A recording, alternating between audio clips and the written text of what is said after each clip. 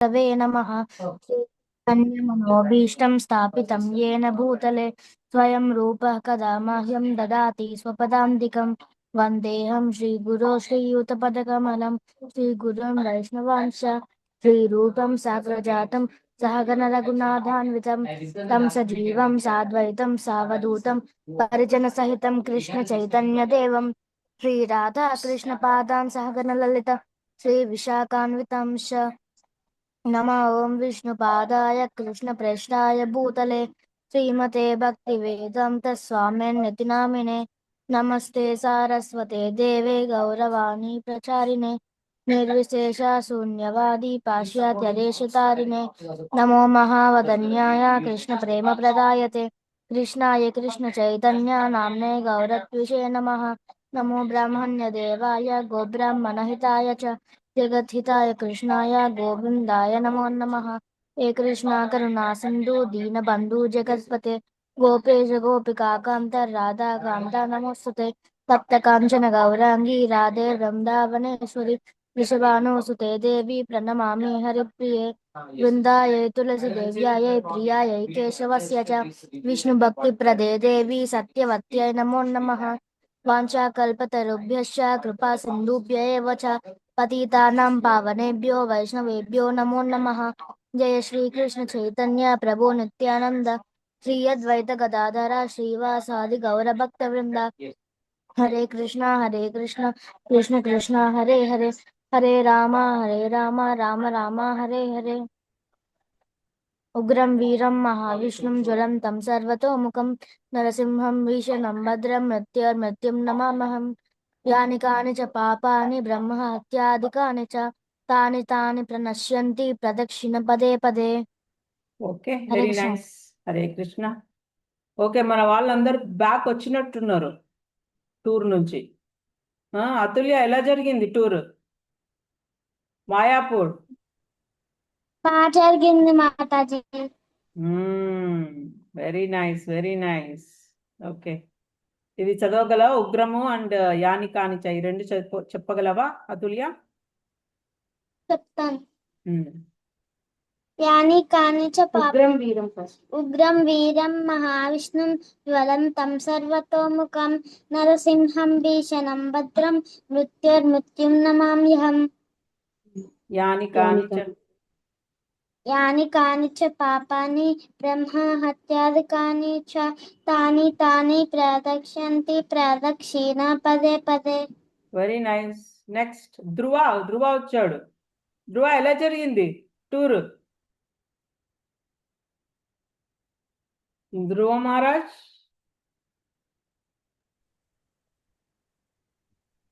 ఏంటో వినిపించట్లే మాకెవ్వరికి. సరే, చిరస్వి మాతాజీ. ఏంటి మాతాజీ, అప్పుడు చెప్పాను కదా మాతాజీ, మా కాలనీలో ఎవ్వరు ఫ్రెండ్స్ జాయిన్ కావట్లే అని భగవద్గీతకి. ఈ రోజు మా ఫ్రెండ్ ఒకరు అడిగి మరి తెలుసుకొని రేపటి జాయిన్ వినిపిస్తుందా? హరే కృష్ణ మాతాజీ. Very good Ahlad, very good. Motivate others like that. Dhruva, వినిపిస్తుంది. ఎలా జరిగింది నీది మాయాపూర్ ట్రిప్? బాగా జరిగింది మాతాజీ. Very good, very good.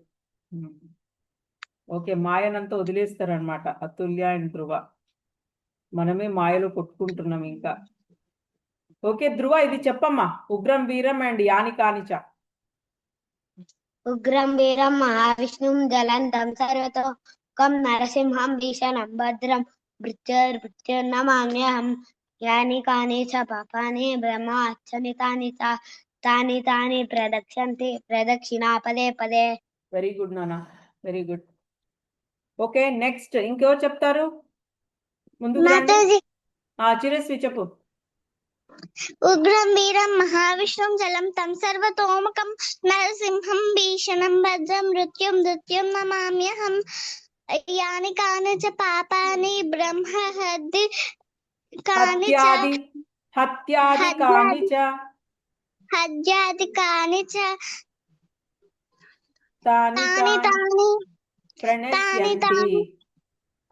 తాని ప్రణశ్యంతి ప్రదక్షిణ పదే పదే. ఇది నేర్చుకో, ఇది చాలా మంచిది తెలుసా. ఇది తులసి చెట్టు చుట్టూ తిరుగుతూ మనం ఇది చెప్తూ ఉండాలి. చాలా చాలా చాలా చాలా మంచిది. నెక్స్ట్ హన్విక చెప్తుంది. హన్విక చెప్పమ్మా. ఫస్ట్ ఉగ్రం వీరం, తర్వాత యాని కానిచ.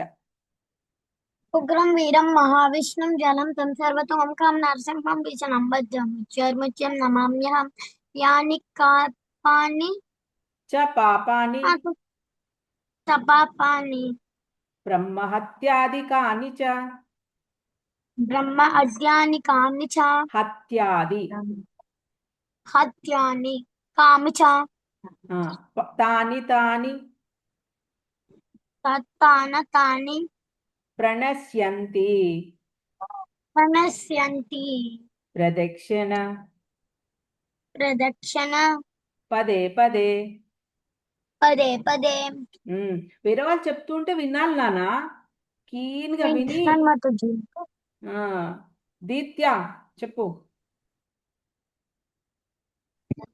ఉగ్రం వీరం మహావిష్ణుం జ్వలంతం సర్వతోముఖం నరసింహం భీషణం భద్రం మృత్యుం నమామ్యహం యాని కాని చ పాపాని బ్రహ్మ హత్యాదికాని చ తాని తాని ప్రణశ్యంతి ప్రదక్షిణ. మొత్తం చెప్పాలి, పదే పదే మింగేశావు. ఓకే. సో నెక్స్ట్ ఇంకెవరు ఉన్నారు? ఎవరైనా ఉన్నారా చెప్తాను అనే వాళ్ళు? ముందుకు రండి చెప్పడానికి. ఓకే. ఎవరు జాయిన్ అయ్యారు మాతాజీ? ఆపో అని. అదే అది నా స్టూడెంటే. సాటర్డే సత్సంగ్కి వస్తాడు వాడు, కానీ వాడు చెప్తా అంటే వాడే వస్తాడు కదా, కాబట్టి వాడిని ఏమనొద్దు, మనం కొత్తోడు కదా. కృష్ణారాధ్య చెప్తావా? చెప్పు. ఉగ్రం వీరం మహావిష్ణుం జ్వలం తం సర్వతోముఖం నరసింహం భీషణం భద్రం మృత్యుర్మృత్యుం నమామ్యహం యాని కాని చ పాపాని బ్రహ్మ హత్యాదికాని చ తాని తాని ప్రణశ్యంతి ప్రదక్షిణ పదే పదే. Very nice, very nice. Okay. ఇప్పుడు మనము వెళ్ళిపోతున్నాము. ఎక్కడికి వెళ్ళిపోతున్నాము? నిన్న ఏం జరిగింది? నిన్న ఏం జరిగింది? ఎవరైనా గుర్తు చేసుకోగలరా? మాతాజీ జరాసంధుని వధ. జరాసంధుడు టాప్ మని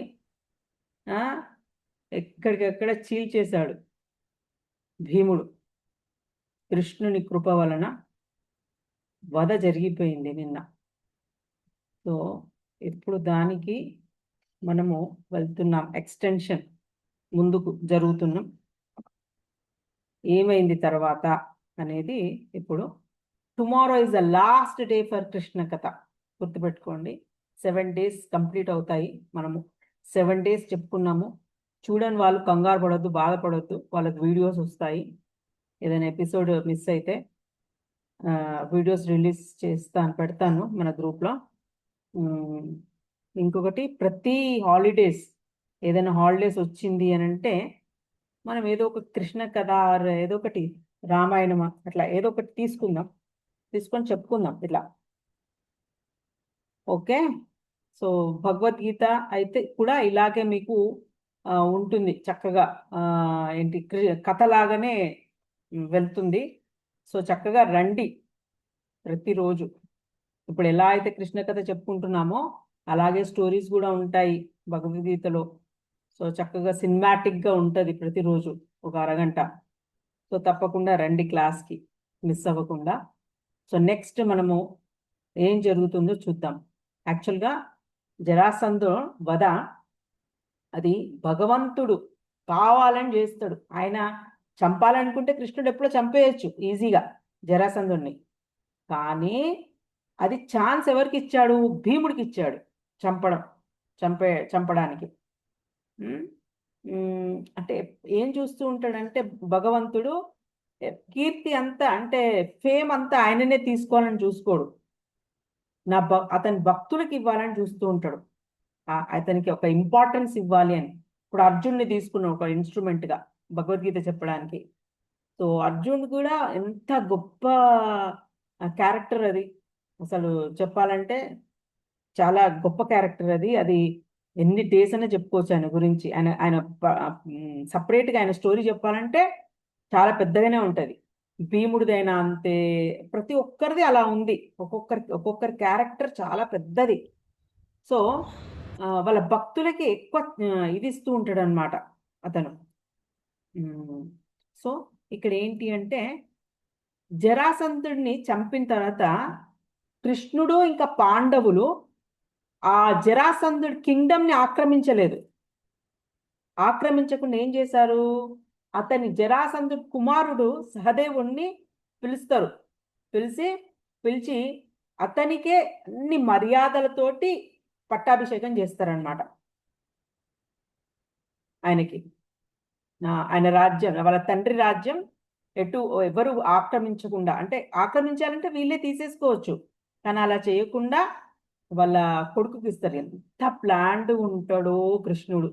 ఎందుకు ఫ్యూచర్లో ఇంత మంచి పని చేసినందుకు ఏమవుతుంది, వాళ్ళ కొడుకు కురుక్షేత్ర యుద్ధంలో వీళ్ళ సైడ్ ఉంటాడు.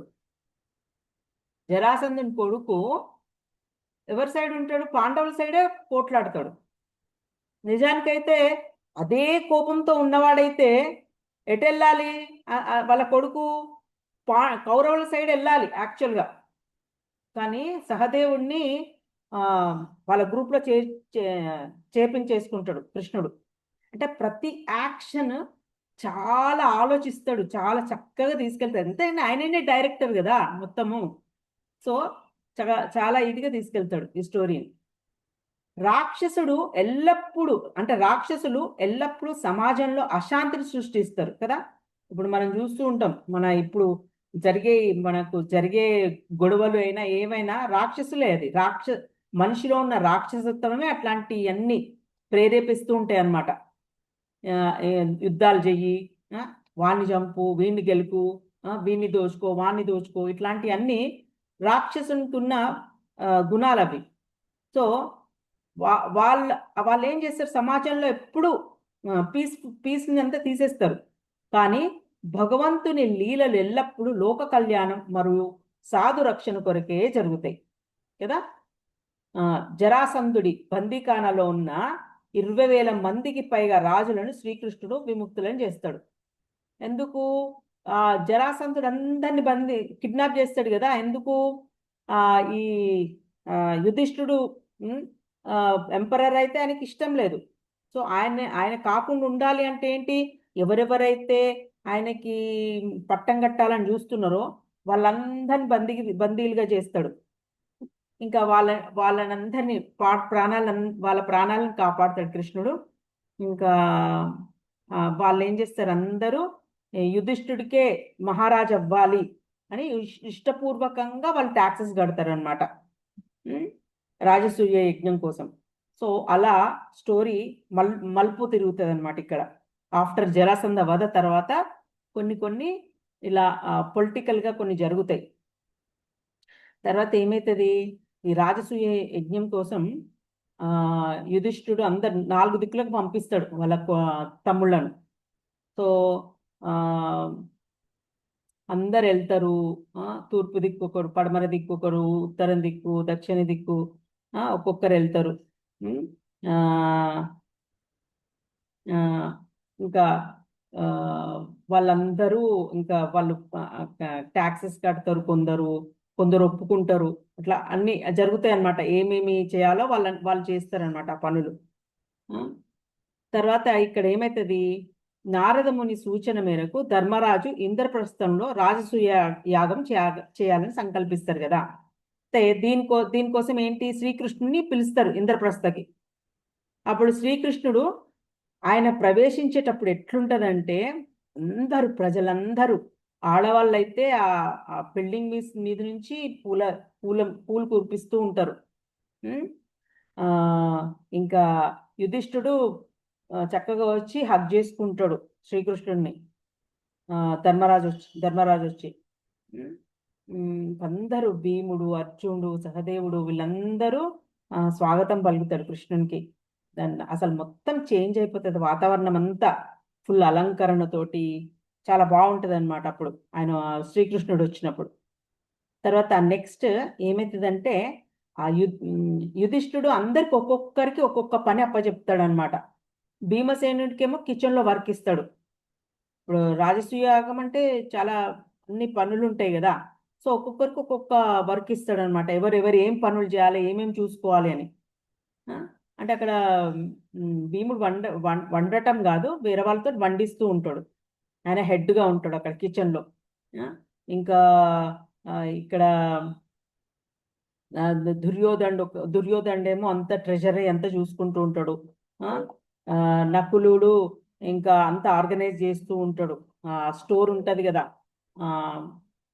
ఆ స్టోర్ని అంతా ఆర్గనైజ్ చేస్తూ ఉంటాడు. One minute. So next, sorry, ఇంకొకరేమో సహదేవుడేమో వచ్చిన వాళ్ళందరికీ స్వాగతం పలుకుతూ ఉంటాడు, వెల్కమ్ పలుకుతూ ఉంటాడు. అర్జునుడేమో అందరికీ చూసుకుంటూ ఉంటాడు, మీకు అన్ని అందాయా, మీరు భోజనం చేశారా, అట్లా అన్ని అన్నమాట. అన్ని సపర్యలు చేస్తుంటాడు వచ్చిన పెద్దలకు అందరికీ, అలాంటివి చూసుకుంటూ ఉంటాడు. కర్ణుడేమో డొనేషన్స్ అన్ని కలెక్ట్ చేస్తూ ఉంటాడు. వచ్చిన వాళ్ళు చారిటీ ఉంటది కదా, అందరు వచ్చి గిఫ్ట్స్ ఇస్తూ ఉంటారు. ఏది వేరే వేరే రాజులు అట్లా చారిటీ అంతా స్వీకరిస్తూ ఉంటాడు. అట్లా అన్ని. కృష్ణుడేమో వచ్చిన పెద్దలకి, చూడండి కృష్ణుడు ఎంత గొప్పవాడో, కృష్ణుడు వచ్చిన అక్కడ పెద్దవాళ్ళకి, బ్రాహ్మణులకు కాళ్ళు కడగడం అనేది స్వీకరిస్తాడు చక్కగా. అంటే చూడండి భగవంతుడు ఎట్లాంటి పని చేయగలడో. కొందరైతే అది నామోషిగా ఫీల్ అవుతారు, కానీ భగవంతుడంతటి వాడే వచ్చిన అక్కడ బ్రాహ్మణుల కాళ్ళు కడగడానికి ఆ పని స్వీకరిస్తాడు అనమాట. అట్లా ఒక్కొక్కరు ఒక్కొక్క వర్క్ తీసుకుంటారు. సో ఇక్కడ ఫస్ట్ ఇక్కడ ఏమవుతుందంటే ఒక సమస్య వస్తుంది అనమాట. రాజసూయ యాగం చేసే ముందు ఫస్ట్ ఎవరికి పూజ చేయాలి అంటే అగ్ర పూజ అంటారు ఫస్ట్. అది ఎవరికి ఇవ్వాలి, తాంబూలము ఇట్లా ఇస్తారనమాట. ఒక పండు, తాంబూలము అట్లా ఇచ్చి వాళ్ళకి ఫస్ట్ సమర్పిస్తారు. సో అది ఎవరికి ఇవ్వాలి అనేది వాళ్ళకి అర్థం కాదు. డిస్కషన్లో భీష్ముడు అంటాడు, భీష్ముడు ఇంకా కొందరు చెప్తారు ఏంటంటే కృష్ణుడికి ఇవ్వాలి అనేది. సో అప్పుడు కృష్ణుని కూర్చోపెట్టి ఆయనకి యుధిష్ఠుడు కాళ్ళు కడుగుతాడు. ఇంకా ఆయనకి ఫస్ట్ అర్ఘ్యం ఇస్తాడనమాట. ఇది అంతా చూస్తూ ఉంటాడు ఎవరు, శిశుపాలుడు. దానికన్నా ముందు జరిగింది ఏంటి, వాళ్ళ ఫ్రెండ్ జరాసంధుడు చనిపోయాడు కదా, ఆయనకు అదే ఉంటది లోపల, కళ్ళేని కోపం ఉంటది. ఏంది ఈయనేంటి ఇంత హైప్లో తీసుకెళ్ళిపోతున్నారు కృష్ణుణ్ణి. ఇంకా కోపంగా అరుస్తుంటాడు. కృష్ణుడికి అగ్రపూజన, ఒక దొంగకి గొల్లవాడు అతనికి ఇంత గౌరవమా, మీరంతా మూర్ఖుల అని తిడుతూ ఉంటాడు అనమాట శిశుపాలుడు. పిచ్చి కోపం వస్తుంటది ఆయనకి. ఇంకా స్టార్ట్ చేస్తాడు, ఒక్కొక్కటి వదులుతాడు బాణాల్లాగా. ఏమంటాడంటే అసలు అసలైన రాజే కాదు, అసలైన రాజ అంటే క్షత్రియుడు కదా, క్షత్రియులు ఉంటారు రాజులు, ఆయన క్షత్రియుడు కాదు అని అంటాడు. ఆయన ఉట్టి ఆవులను కాచుకునే సామాన్య గొల్లవాడతను, పశువుల కాపరి, హేళన చేస్తాడు అన్నట్టు. అంతటి మహారాజులు ఉన్న సభలో ఒక గొల్లవానికి అగ్రపూజ చేయడం సభకు అవమానం అది అని ఆర్గ్యుమెంట్ తీసుకొస్తాడనమాట. ఇంకా కొందరు ఆర్గ్యూ చేస్తారు, కొందరు నోరు మూసుకొని ఉంటారు. అక్కడ యుధిష్ఠిరుడు ఏ సైడ్ ఉన్న వాళ్ళు కామ్గా ఉంటారు, ఏం అనలేకపోతూ ఉంటారు. కానీ ఈ జరాసంధుడి సైడ్ ఉన్న వాళ్ళు కొంచెం ఆర్గ్యుమెంట్కి దిగుతారు. కృష్ణుడు ఏ రాజ్యానికి అభిషిక్తుడైన రాజు కాడని, క్షత్రియుడు కాడని, కాబట్టి అతనికి పూజలు అందుకునే అర్హత లేదని నిందిస్తాడనమాట. ఆయనకి ఏంటి పూజ చేసేది అని పిచ్చి పిచ్చి తిడుతూ ఉంటాడు. శిశుపాలుడు పెళ్లి చేసుకోవాల్సిన రుక్మిణీదేవిని కృష్ణుడు దొంగతనంగా, మనం లాస్ట్ క్లాస్లో రుక్మిణి కళ్యాణం విన్నాం. సో అక్కడ ఎలా దొంగిలించుకుపోయాడు అదంతా ఇక్కడ తిడుతూ ఉంటాడు. శిశుపాలుడు చేసుకోవాలి అసలు ఆ పెళ్లి. ఇతను దొంగతనంగా అపహరించుకుపోయిండు, అది ధర్మం కాదని తీవ్రంగా ఆక్షేపిస్తాడు అనమాట. చాలా ఇదిగా తిడుతూ ఉంటాడు కృష్ణుడిని, నమ్మకూడని వ్యక్తిగా, అసలు ఆయన నమ్మొద్దు, నమ్మే వ్యక్తి కాదు, కపట బుద్ధి గలవాడిగా, ఆ, ద్వారకలో దొంగతనాలకు అలవాటు పడినవాడిగా. అంటే దొంగతనాలు అంటే ఏంటి అని అన్ని చిన్నప్పటి నుంచి ఆయన వెన్న దొంగ అట్లాంటి పేర్లు తెచ్చుకున్నాడు కదా. సో అవన్నీ అందరు చెప్పుకుంటూ ఉంటారు కదా, వండర్ బాయ్ ఆయన. సో అలానే కదా రుక్మిణి అమ్మ అన్ని వింటూ ఉంటది, వాళ్ళు వీళ్ళు చెప్పిన అన్ని విని విని విని ప్రేమ పెంచుకుంటది కృష్ణుడి పైన. సో అలాగే ఈయన కూడా వింటాడు కదా, విని ఈయనకి ఏమర్థమైంది, దొంగ, కృష్ణుడు ఒక దొంగ అని. ఇంకా అన్ని చిన్నప్పుడు అన్ని బయటికి అంటూ ఉంటాడు అనమాట, తిడుతూ ఉంటాడు. కానీ ఇవన్నీ ఏంటి తెలుసా, ఆయన తిడుతున్నట్టుగా అంటున్నాడు, కానీ అక్కడ అవి ప్రేయర్స్, యాక్చువల్గా ఒక దిక్కు నుంచి ప్రేయర్స్ అంటూ ఉంటాడు. ఇంకా ఎవరైతే ఈయనను పూజించమని సలహా ఇచ్చాడో మాతాజీ మాతాజీ కృష్ణుడు ఏమన్నాడు మాతాజీ, ఎందుకు తెలుసా మాతాజీ? ఎందుకంటే శిశుపాలను 100 దెబ్బలు అయిపోయినాక చంపేస్తా అని చెప్పాడు కదా మాతాజీ. యాక్చువల్గా మన ప్రభుపాద అయితే 100 తప్పులు అని చెప్పరు, ఏమి అలా బుక్ లో లేదు. కాకపోతే మిగతా వాటిలలో 100 తప్పులు అని అంటారు. కానీ కృష్ణుడు అవి ఇంకా కొన్ని సినిమాలు అయితే లెక్క పెడుతున్నట్టుగా చూపిస్తారు, కానీ యాక్చువల్గా లెక్క అనేది ఏం లేదు, ఒక లిమిట్ ఉంటుంది. ఆ లిమిట్ దాటి కూడా మాట్లాడినప్పుడు వధిస్తాడనమాట. సో ఏది ఏమైనా కానీ కూడా ఒక పరిధి దాటిపోయాడు శిశుపాలుడు, చాలా ఇదిగా తిడుతూ ఉంటాడు. భీష్ముడిని అయితే ముసలి మూర్ఖుడని, అట్లా బుద్ధి లేనుడని, అట్లా అందరినీ దూషిస్తూ ఉంటాడు. ఇంకా కోపం పట్టలేకపోతాడు, సహించలేకపోతాడు అనమాట శిశుపాలుడు. సో అప్పుడు ఇంకా చక్రం తిప్పేస్తాడు, తిప్పగానే కథం అది తీసేస్తుంది, మెడ వేరు చేసేస్తుంది హెడ్. సో బాడీని హెడ్ని వేరు చేసినప్పుడు అతని సోల్ ఇతని లైట్ లో కలిసిపోతుంది అనమాట.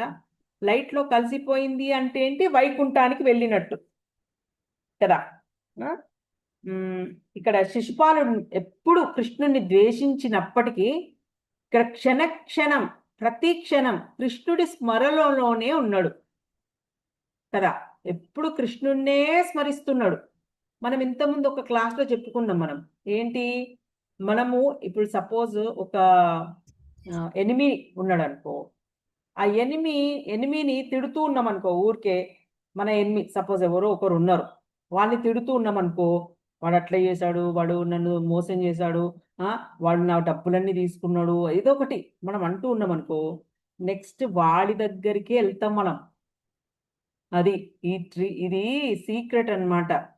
కృష్ణుడే చెప్తాడు భగవద్గీతలో, నువ్వు ఎవరినైతే స్మరిస్తావో అక్కడికి వెళ్తావు.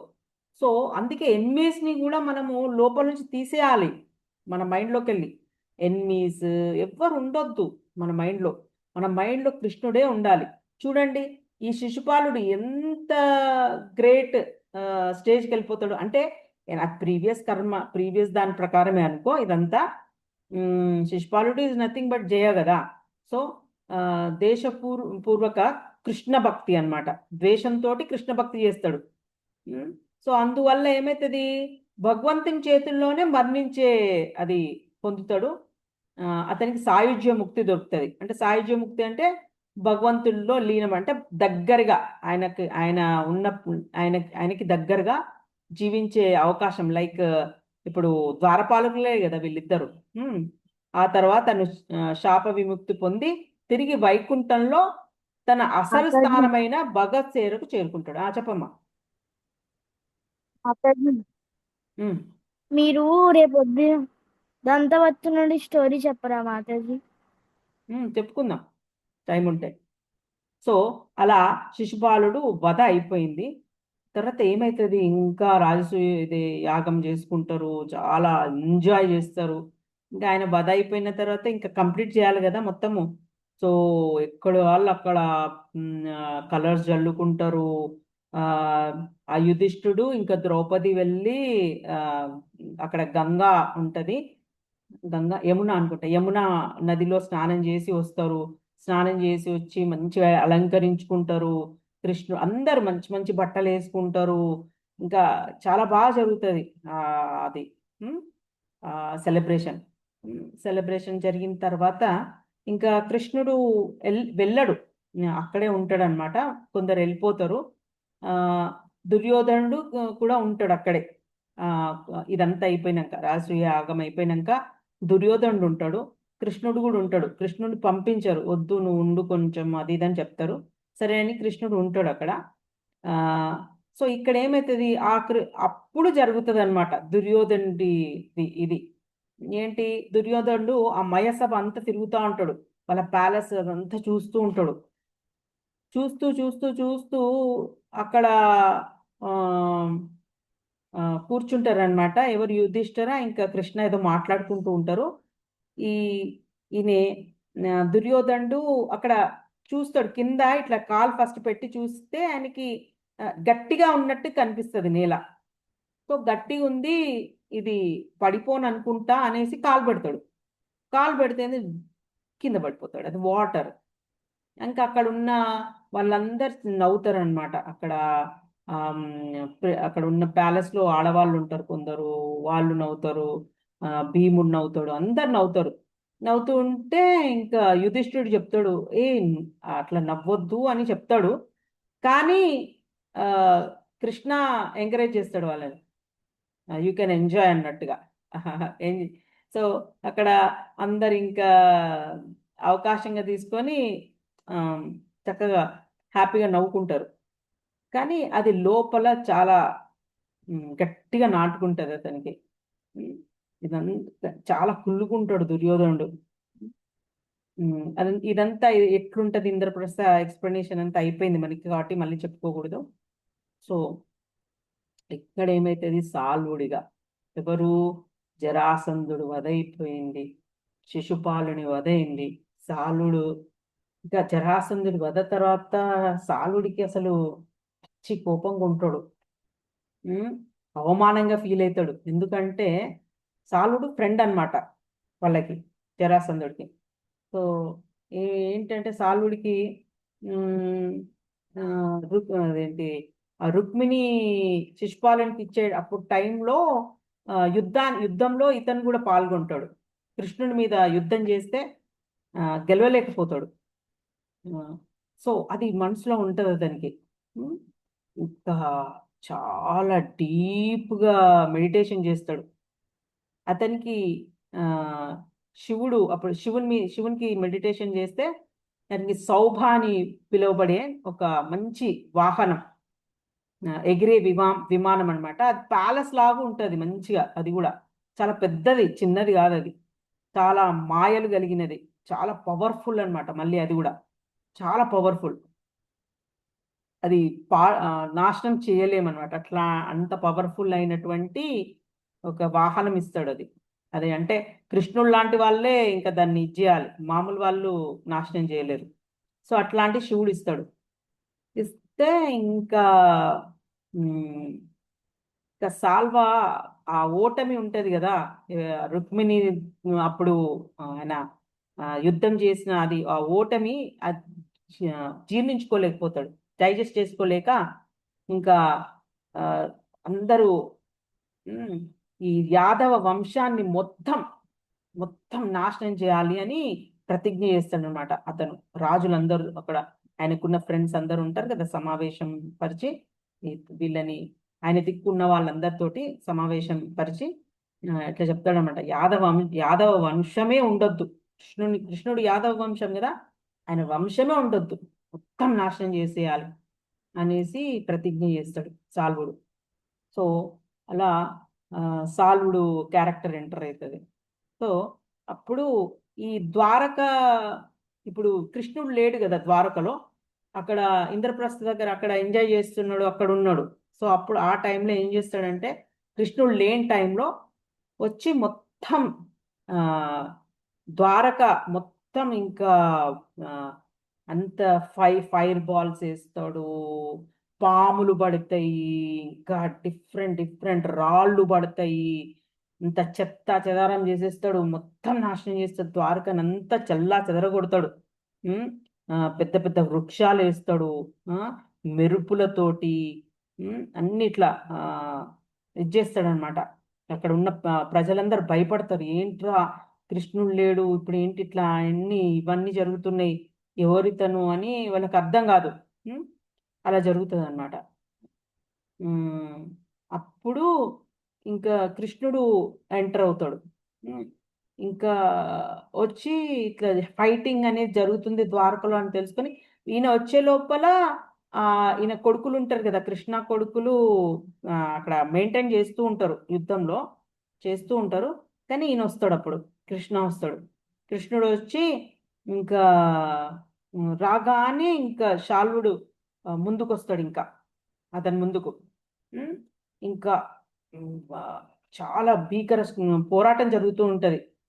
ఆయన ఆయన శాలుడు వేసే బాణాలు అట్లాంటి అన్నిటినీ ముక్కలు ముక్కలు చేస్తూ ఉంటాడు కృష్ణుడు. ఇంకా ఉమ్, శాలుడు కూడా ఏం తక్కువవాడు కాదు, చాలా. ఎందుకంటే ఆయనకు మాయలు మంత్రాలు ఇవన్నీ తెలుసుకున్నవాడు కాబట్టి ఉమ్, చాలా వేస్తూ ఉంటే ఒక బాణం వచ్చి ఎడమ చేతికి తగులుతుంది కృష్ణుడికి, చూడండి, మీకు కనిపిస్తూ ఉంటది. ఒక బాణం వచ్చి ఎడమ చేతికి గుచ్చుకుంటది, చాలుడేసింది. గుచ్చుకోగానే ఆయన చేతిలో ఉన్న ఆ విల్లు వదిలేస్తాడనమాట. వదిలేగానే ఇంకా పైనున్న దేవతలందరూ భయపడతారు, అరే కృష్ణుడు విల్లు వదిలేశాడు అంటే ఏంటి, అందరు భయపడతారు పైనున్న దేవతలందరూ. ఇంకా శాలుడు నవ్వుతాడు అనమాట, హేళన చేస్తాడు, గట్టి గట్టిగా నవ్వుతాడు. ఇంకా చాలా అవమానించినట్టుగా నవ్వుతాడు అనమాట. ఇంకప్పుడు కృష్ణుడు ఆ ఆయన గదతోటి శాలుడిని గట్టి కొడతాడు అనమాట, ఇట్లా ఇసిరేస్తాడు. అది అది పోయి శాలుడికి తగిలి ఏదో అక్కడ రక్తం కక్కుకుంటాడు కానీ మాయమైపోతాడు అంతే, చనిపోడు, మాయమైపోతాడు. సో ఇంకా వాళ్ళు అలా చూస్తూ ఉంటారు, వాడు మాయమైపోయాడు అనే లోపల ఒక ఆయన వస్తాడు, శాలుడు మనిషి, ఒక అతను వచ్చి చెప్తాడనమాట. ఏంటంటే ఇట్లా మీ ఫాదర్ని కిడ్నాప్ చేశాడు శాల్వుడు, ఆయన చెరలో ఉన్నాడు ఇప్పుడు. ఎవరు ఫాదర్ అంటే ఎవరు, వసుదేవుడు. వసుదేవుడిని కిడ్నాప్ చేశాడు, అది ఇదని చెప్తూ ఉంటాడు. ఇంకా కృష్ణుడు అదే ఫస్ట్ టైం అనమాట, ఇంకా కళ్ళకు నీళ్ళు వస్తాయి, కొంచెం బాధపడతాడు, నా తండ్రి ఆయన చెరలో ఉన్నాడా అని. తర్వాత శాలుడు ఇంకా మానసికంగా ఇమోషనల్గా ఇది చేస్తూ ఉంటాడు శాల్వుడు ఆయనని, ఎవరు కృష్ణుడిని బలహీనపరుస్తూ ఉంటాడు అనమాట. అంటే ఏ విధంగా చేస్తే కృష్ణుని బాధ పెట్టచ్చు, ఏ విధంగా చేస్తే ఆయన బలహీన పడతాడు అనేదే చూస్తూ ఉంటాడు. ఇంకా ఏం చెప్తాడంటే, చూడు కృష్ణ, నీ తండ్రి నా చేతిలో ఉన్నాడు, నేనేం చేశానో చూడు అని ఒక కృష్ణుని అదే వాసుదేవుడిని, ఎవరో ఒక ఆయనని, సేమ్ అట్లనే ఉంటాడు, వాసుదేవుడిని తీసుకొచ్చి ఆయనని కోసేసినట్టుగా, అది ఆయన తలని వేరు చేసినట్టుగా, వాసుదేవుడి తల పట్టుకున్నట్టుగా అట్లా చూపెడతాడు అనమాట. ఇంకా ఇదంతా చూస్తాడు. ఇంకా తర్వాత కొంచెం అర్థమవుతుంది ఏంటి కృష్ణుడికి అంటే, ఇదంతా సాలుడి మాయాజాలం ఇదంతా అని అర్థమవుతుంది. కొంచెం ఒక క్షణపాటు కొంచెం ఒక సామాన్య అంటే మామూలు కామన్ మ్యాన్ ఎట్లయితే థింక్ చేస్తాడో అట్లా బాధపడతాడు ఫస్ట్. కానీ మళ్ళీ తర్వాత తెరుకొని ఇదంతా ఇతను చేసే మాయాజాలం అనేది అతనికి అర్థమవుతుంది. అర్థమయ్యి ఓకే అనేసి కొంచెం ఇదయ్యి మళ్ళీ ఏం చేస్తాడు, మళ్ళీ స్టార్ట్ చేస్తాడు యుద్ధం. ఆయన బాణాలు వేస్తాడు శ్రీకృష్ణుడు. అది ఉంటది కదా, చక్రంతో గట్టిగా వేస్తాడు అనమాట. వేస్తే అది దూసుకెళ్ళి అతని తల మొండం వేరు చేస్తుంది. అటు దిక్కు కూడా యాక్చువల్గా ఆ విమానాన్ని ధ్వంసం చేస్తాడు ఫస్ట్. ఎందుకు అంటే అది చాలా పవర్ఫుల్ అన్నమాట. అది చూసుకొని చాలా అహంకారంతో ఉంటాడు సాలుడు. సో ఫస్ట్ దాన్ని నాశనం చేసేస్తాడు. నాశనం చేసేసిన తర్వాత అప్పుడు ఇంకా శ్రీకృష్ణుడు ఏం చేస్తాడు, వాడి వైపు దూసుకెళ్తాడు. వెళ్ళి ఆ చక్రాన్ని వదులుతాడు. అది చక్రం వెళ్ళి ఆ 2 పార్ట్స్ చేసేస్తుంది. ఆ తల ఉన్ను మొండెం 2 సపరేట్ అయిపోతాయి. అలా శాలుడు చనిపోతాడు. చూడండి మీరు ఈరోజు ఎందరిని చంపేశారు. శిశుపాలుడు చనిపోయాడు ఈరోజు, శాలుడు చనిపోయాడు ఈరోజు, నిన్న జరాసంధుడు చచ్చిపోయాడు. రోజుకొకరిని చంపేస్తున్నాం మనం. సో ఈరోజు శాలుడు ఠకీమని చనిపోయాడు. చనిపోయిన తర్వాత ఇంకా దేవతలు పూల వర్షం కురిపించేస్తారు. ఇంకా ఫుల్ అక్కడంతా డిఫరెంట్ అయిపోతుంది. ఎందుకంటే దేవతలందరూ చూస్తూ ఉంటారు ఇదంతా, ఈ సీన్స్ ఇవన్నీ చూస్తూ ఉంటారు. ఇవన్నీ చూసి వాళ్ళు భయపడుతూ ఉంటారు. యాక్చువల్గా ఎప్పుడైతే ఎడమ చేయికి బాణం తగిలిందో, కృష్ణుడికి కొంచెం తగిలినా ఏమన్నా అయినా వాళ్ళందరూ భయపడుతూ ఉంటారు అక్కడ పైన. అయ్యా కృష్ణుడికి ఇట్లా అయిపోయింది, అయ్యో అయ్యో అని. కానీ మళ్ళీ తర్వాత కృష్ణుడు ఎప్పుడైతే మళ్ళీ ఈయనదే హయ్యెస్ట్గా ఉంటారో అప్పుడు ప్రశాంతంగా ఉంటారు. ఒక వినోదం చూస్తున్నట్టుగా, మూవీ చూస్తున్నట్టుగా. మనమైతే ఎలా అయితే మూవీ చూస్తూ ఉంటే ఎట్లయిపోతూ ఉంటాం, హీరోకి ఏమన్నా అయిందనుకో అట్లాగే చూస్తూ ఉంటాం, అయ్యా ఇట్లా అయిపోయింది ఇట్లా అయిపోయింది అని. మళ్ళీ హీరో ఇంకా ఫుల్ ఫైటింగ్ లో ఉండిపోయి అందరినీ ఎట్లా ఉన్నవాడు అట్లనే ఇన్షర్ట్ చేసిన వాడు ఇన్షర్ట్ గానే ఎటువంటి మరకలు లేకుండా ఎట్లయితే ఉండి చక్కగా బయటకు వస్తాడో చాలా గ్రేట్ గా ఫీల్ అవుతాము. అట్లాగే ఉంటది ఇది కూడా కృష్ణుడిదంతా స్టోరీ. కాకపోతే మనమందరం మాయలో ఉన్నాం కాబట్టి ఆ మాయా మనుషులు చేసిన మూవీస్ చూస్తూ ఉంటాం, అసలైన మూవీ చూడం. ఇది యాక్చువల్, ఇది పట్టుకోవాలి, ఈ మూవీ పట్టుకోవాలి మనం, ఇది రియాలిటీ, ఇది పట్టుకోము. మాతాజీ ఏది చూసి మరి ద్వారకాని ఏం చేస్తారు మాతాజీ? ఏం చేస్తాడు అంత మంచి అయిపోతుంది. కృష్ణుడు ఉన్నాక ఏమవుతుంది, ఏమవ్వదు. సో అలా ఇలా పూల వర్షాలు అన్ని కురిపిస్తారు, అంత బాగా అయిపోతుంది. అయిపోయిన తర్వాత అప్పుడు ఏమవుతుంది, ఇదే ఛాన్స్ ఇదే టైంలో ఈ ఆయన ఫ్రెండ్ దంతవక్త్రుడు ఈ శాలుడు ఇద్దరు ఫ్రెండ్స్ కదా, నా ఫ్రెండ్ని చంపేశాడు అనేసి ఇంకా పగతోటి వస్తాడు దంతభక్తుడు. చేతిలో గదతో యుద్ధ భూమిలోకి ఉరుక్కుంటూ వస్తాడు. శ్రీకృష్ణుడు ఫస్ట్ ఆ దంతభక్తుడు టాప్ అని కొడతాడు కృష్ణుని ఫస్ట్ తలకి. తర్వాత ఏమైతుంది, కృష్ణుడు నెక్స్ట్ ఒక్క పిడి గుద్దుతాడు గుండెల పైన. కథ అయిపోయింది. ఏమైపోయింది, పడిపోయాడు, చచ్చిపోయాడు. నువ్వు ఇప్పుడే అడిగినట్టున్నావు, దంతభక్తుడు హత్య కూడా జరిగిపోయింది. ఇక్కడ శిశుపాలుడు శృతశ్రవ యొక్క కుమారుడు కదా. శృతశ్రవ ఎవరు, వసుదేవుని చెల్లెలు. సో ఈ అంటే కృష్ణుని మేనత్త. అలాగే ఇంకొక మేనత్త యొక్క కొడుకు దంతవక్త్రుడు.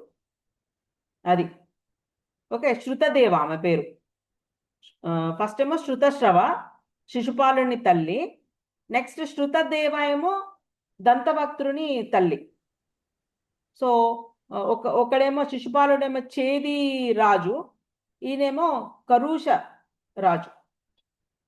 సో ఇద్దరు ఠపామని అక్కడే ఇదైపోతారు, చనిపోతారు.